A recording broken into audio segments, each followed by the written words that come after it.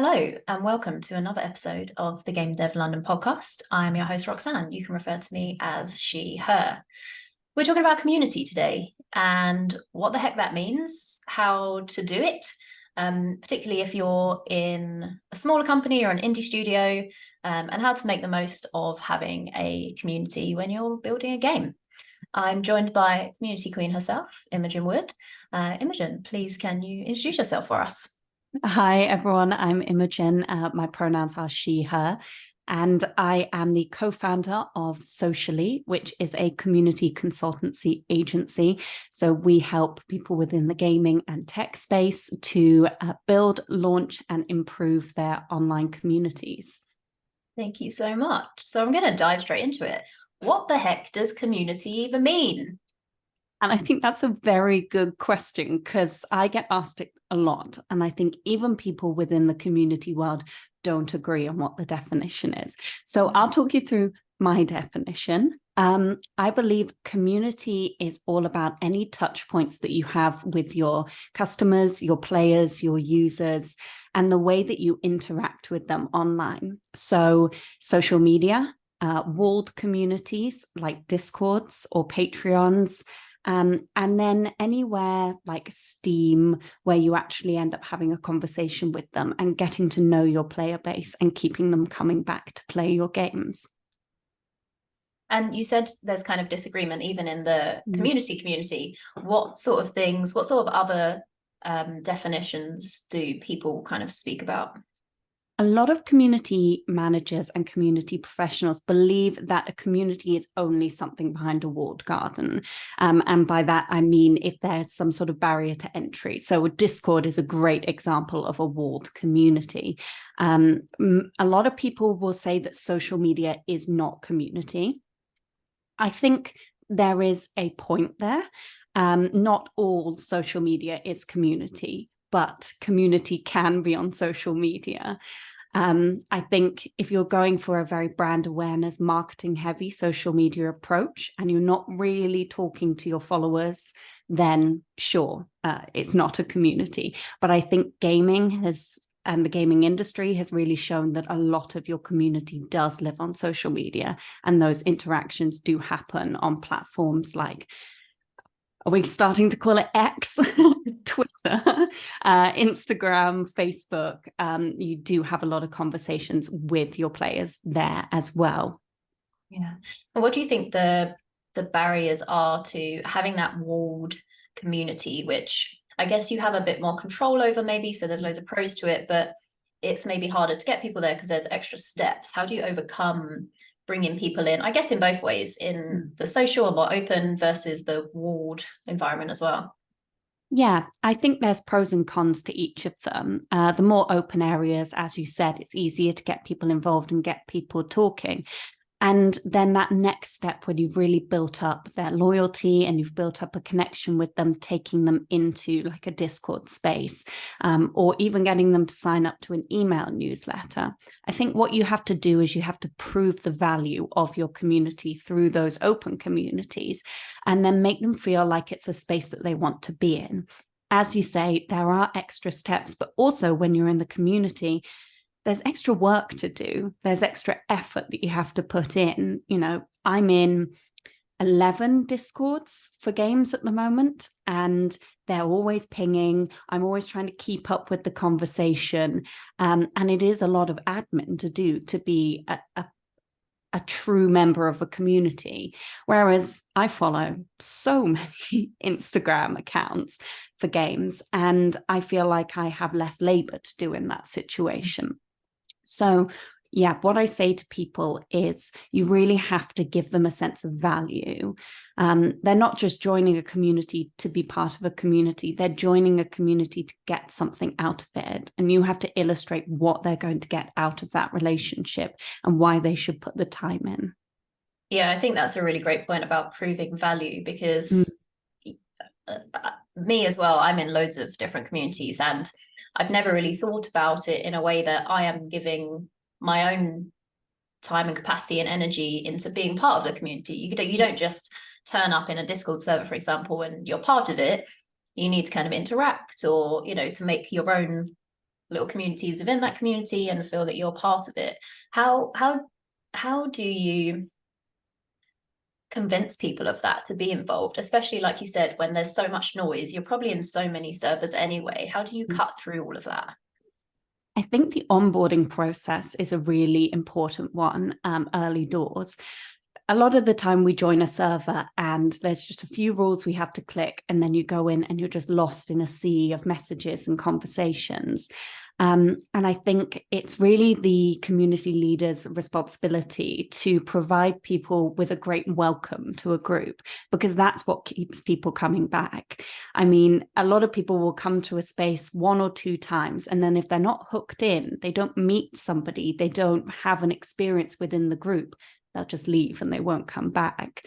So in smaller groups, if you're an indie studio that's just starting out and you have a small number of people in your community, if you can personalize the onboarding process, perhaps by welcoming all the new members, encouraging them to introduce themselves, and providing a framework with which they can use to introduce themselves to make it easier.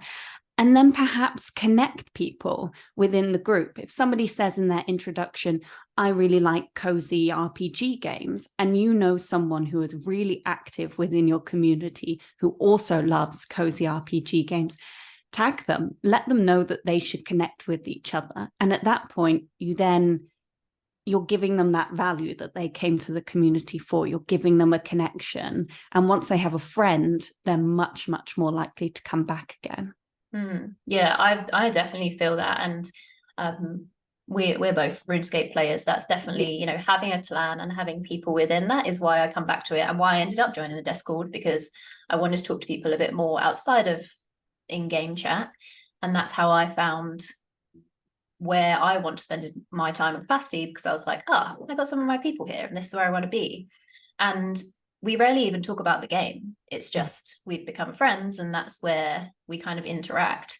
I want to circle back on what you said about frameworks. I think it's super important, and I know you're working on something at the moment around this, that a lot of indie studios, which I think people outside of the industry don't understand this, that a lot of indie studios or indie game or smaller game companies could be made up of one person or a handful of people who are wearing so many different hats all the time. It could be a dev who's solo creating a game, doing all their marketing, doing their mail list, and trying to build a community.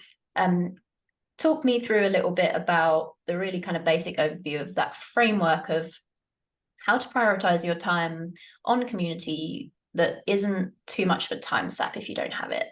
Yeah. And you're totally right. So many of the community managers I talk to are a team of one, or they're also doing 5 other jobs within the studio. So like you said, having frameworks is so important to be able to go in and organize your time, because as a community manager, so much of your time is spent responding to people, and it all depends what they're inputting. If there's so much input, you're going to spend a lot of time responding and replying. And at the end of the day, that is the most important part of our jobs. So in order to enable community managers to actually do that, I like to encourage them to look into what's called community operations. Community operations is all about the back end, the systems and processes behind the scenes. So having a workflow that allows you to prioritize what needs to be done and then still work on the strategy behind the community. Whenever I go into a new project, I always ask us to do a exercise that's what I call the community concept. If you want to read a bit more about this, you can head to Feverbee, which is another community strategy company, which has a really great blog on this. But it's all about really defining exactly what your community does, what its purpose is, and what its goals are. And once you've defined that, you can start to see what are the important jobs that you're doing, what are the less important jobs that you're doing, and allows you to prioritize exactly what work needs to get done in order to make your community a success. Great. I want to chat about strategy, because you mentioned it there. And I think a lot of people think about community as something that kind of looks after itself, but you absolutely need to have an idea of the purpose of it, not just for your community, but for you. What are you trying to get out of it? How much time would you spend on that initial strategy? And also, how often would you come back to that strategy when you're looking at your community? I think it depends on how big you want your community to be. There's some people that I've worked with that, I'd say we need 5 months to do the strategy, and other people who you can talk to and they already have quite a clear idea of what their community is and should be. I think spending at least a month on your strategy to really drill down into, like you say, what the purpose is, both for your community members and for your company. A lot of people like to say, build it and they will come. And I do not agree with that. Just because you have a community doesn't mean that people will visit it, doesn't mean people will get engaged and involved. Your community needs to serve a purpose, and that purpose can't just be for people who play the game. You need to have some reason that they're there, a journey that they're undergoing, even if it's just to connect with others who also enjoy the game, maybe to attend live events, maybe it's to improve their skills at the game, and perhaps one day become a professional player if you're thinking about esports. I think that's very important, like I said, for the players to know exactly what the value they're getting out of this community is. And then as a company yourself, most of the time, I would say that community is great for encouraging customer loyalty. So if you're a game that's a service, so you've got a subscription service, then having a community is a great way to give people another reason to stick around. If you're part of a World of Warcraft server and you have tons of friends in there and you stop paying your subscription and you stop playing the game, all those friends disappear. And I think, I've just run out there. So good. No, totally. I think, I'm totally with you. And I think a lot of people are very nervous about strategy because of the word. And it's not as scary when you break it down into what exactly you're looking for. Yeah. Because all it is exploring what you want it to be, what your people who are going to be there want it to be. And I think it's really important that you're very led by the community, because it could change over time. And we speak about this a lot in Fribly Games, the studio I work with, that our target audience may not necessarily be what we expected it to be. And so we might have to pivot, and we're very aware that that may come a time when we do have to pivot, we do have to change a little bit. And that has to be led by your community. It's not led by us, because our purpose is still going to be unchanged, really. That brand awareness, like you said, building, loyal fans who are going to promote for us eventually. But their goals, and when new generations come in, what they want is going to completely change. So you have to be prepared to pivot. Yes. I think there's a kind of a double-edged sword with that point, is that yes, you want to be able to pivot and to appeal to people who you maybe didn't think about previously. But at the same time, if you have a vision for your community and you know what you want to achieve, then it is important to stay true to that. If you've brought in a load of people for a purpose and then you recognize that there's another opportunity somewhere else, are you undermining the experience that the original people have in order to appeal to a new group? Because sometimes you can't reconcile the two. And if you've created a safe, inclusive space for a group of people, and then you're kind of opening the floodgates to a whole new group, you need to make sure that you're still considering the original group that you made the community for. So if you do have a vision for it and you do have a real reason and a purpose behind it, then there will be an audience for it. And I think it's important to not sacrifice that just in for the case of growth. Don't leave people behind. Yes, exactly. Especially the people like we've said, the people who are there at the start are going Mm. to be your biggest advocates as you move Yes. forward. So to get to the point where you're leaving them behind is going to be detrimental to your brand ultimately, especially if that's quite a big amount of people. Mm-hmm. Um, community has to be for people, but people have to be running the community as well. What do you think makes a really good community manager? I think the ability to delegate, and the ability to manage people as well. Community management, as I said, is a very large job and it's often done by one person. So the ability to bring people along on the journey with them is crucial.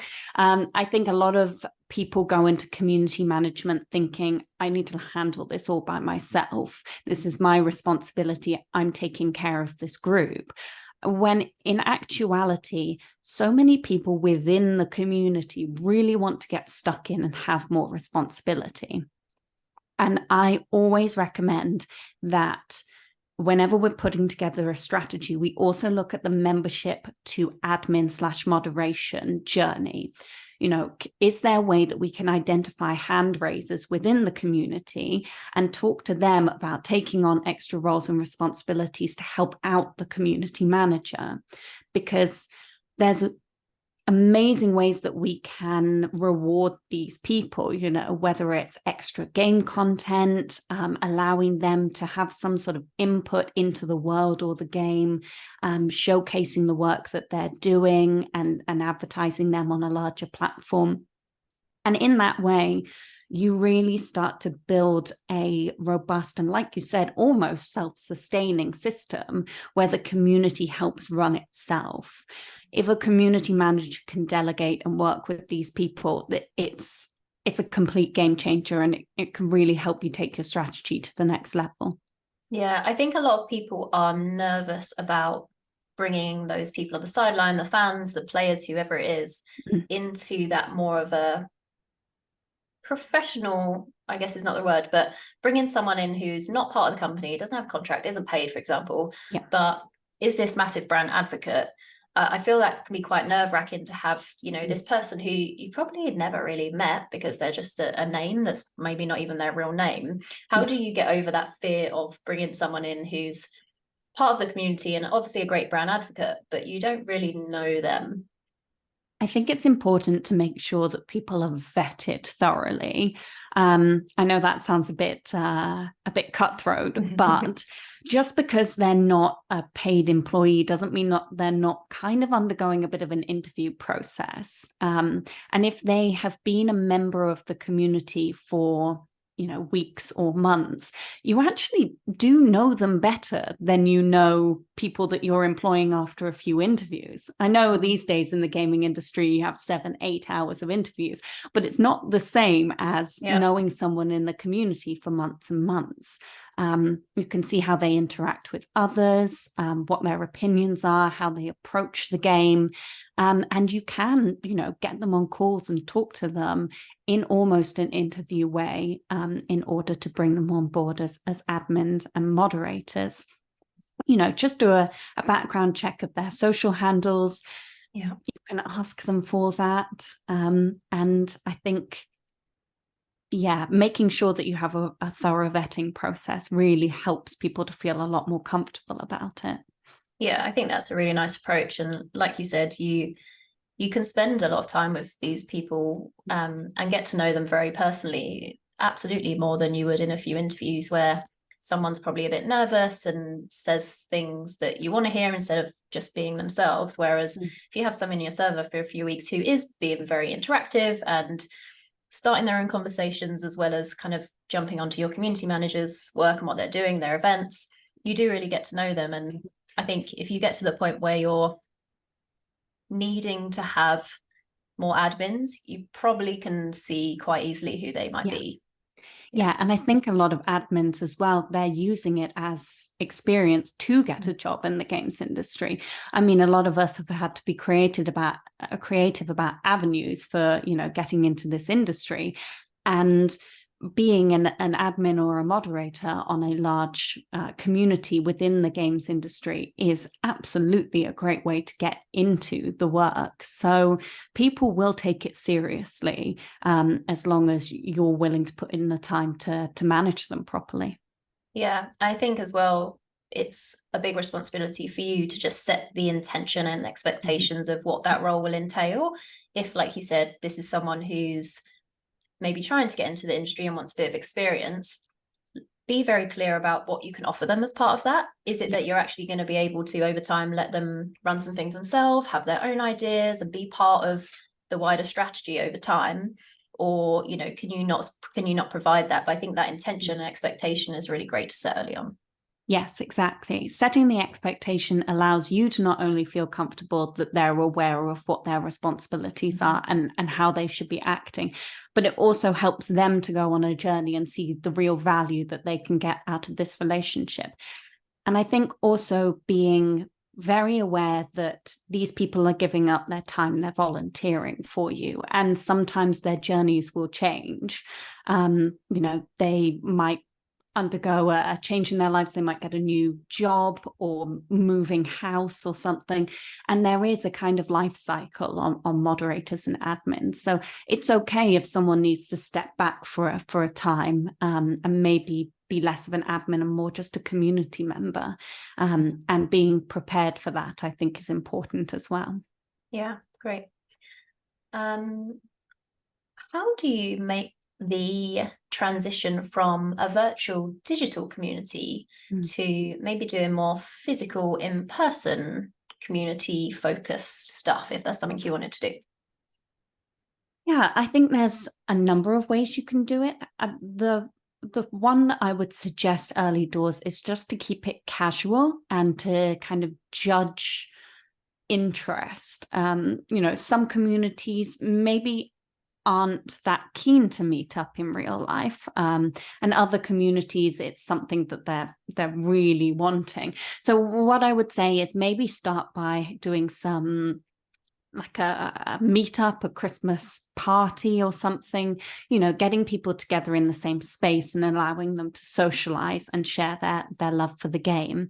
And then I think you can go one step further, maybe inviting them to test out new quest lines or try new game modes, because the real strength of a community is that they can be your kind of testers, your focus group. And that's one way to reward them, but also one way for you to get real value out of the community. So that's another idea for events, is getting people in the room to try out something new. I think with events, a lot of the time you will be led by what your community is talking about. And I think that is often the most important thing. Is yes, you can have a strategy, but laying everything out in a really complicated roadmap, a lot of the time you'll run into the fact that your community knows what events and what things it wants to do. A lot of the time it'll start trying to organize these meetups on their own. And so it's up to you to listen to them and then to provide what it is that they want. So I would say don't go in with too much of an idea of exactly what events you want to hold. Don't go in with, a completely kitted out server with loads of different channels. I always say start small and then grow reactively. So yeah, I think those are some good ideas early doors, but then actually just listening to your community and seeing what events it is that they want to organize and then taking the responsibility off them. You made a really good point about kind of overinflating Discord servers before you get people there. And this is something that we've spoken about recently, and I'm thinking about it a lot. I want to talk about more not to do's. How else can you turn off a community before you've even started and maybe kind of partway through building a bit of a community? I would say a big word that I say a lot is ownership. I think a lot of problems that communities run into is that the person building it naturally wants it to be this beautiful, polished product before anyone's even gotten into it. They want it to, have all of the right channels, to have people talking in all of them, and, to give everyone this sort of seamless, perfect experience. But the thing with community members, and especially community members in the gaming industry, is that they want to feel ownership over the space. They want to feel like it's their space for them to help grow with others in the community. So if you're providing them with this seamless experience where they don't have to do anything and they already have thousands of channels, then it almost turns them off, because they think, well, what can I contribute here and how can I build it?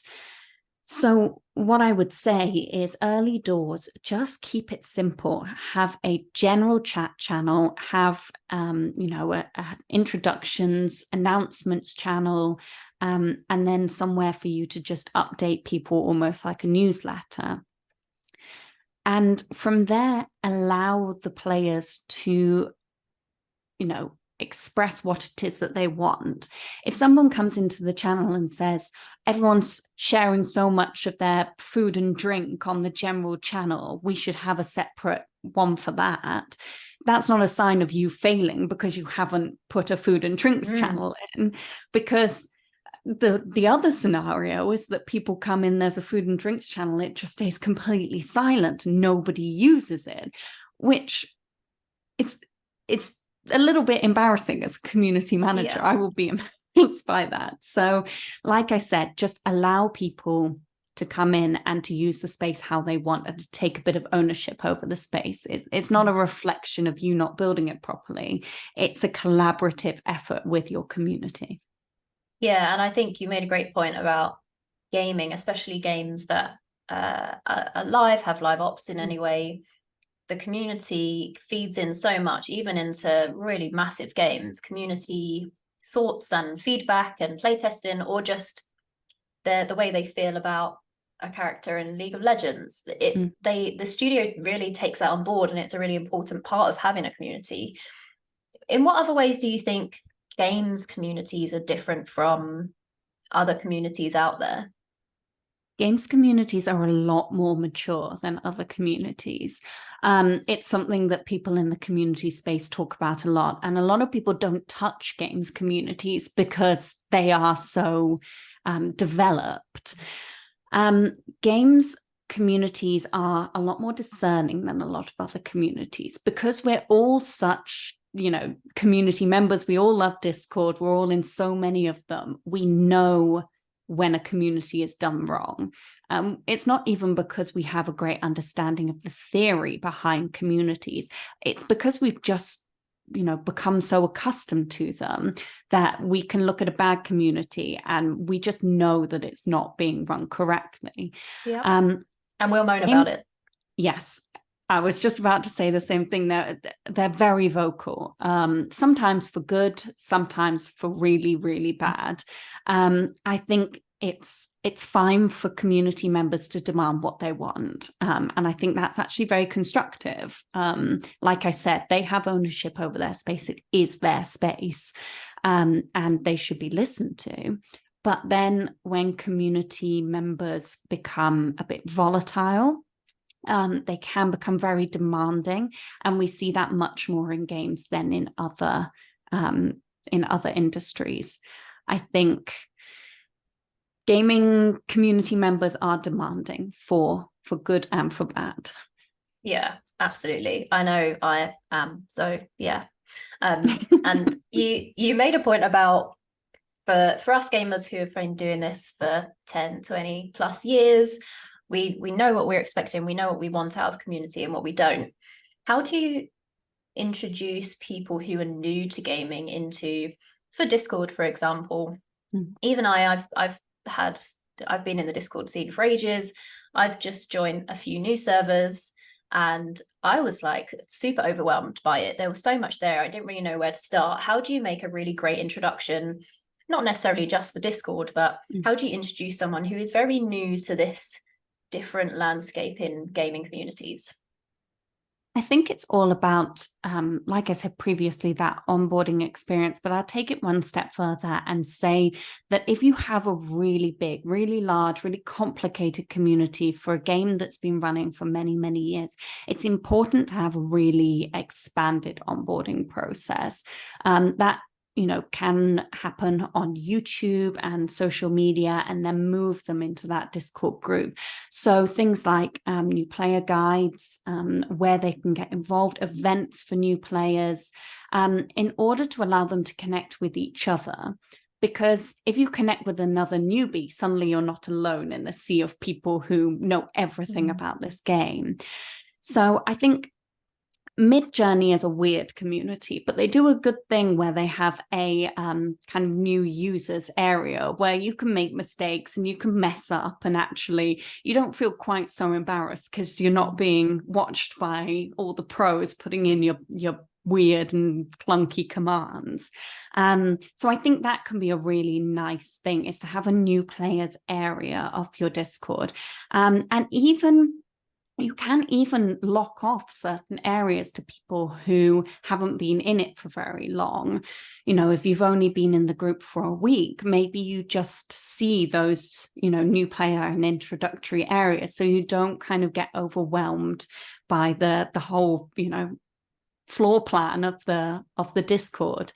I think sending out a map or a guided tour around the area, and then just making sure that you do have someone who's there to greet them and welcome them, because I think that first hello is very important for keeping people coming back.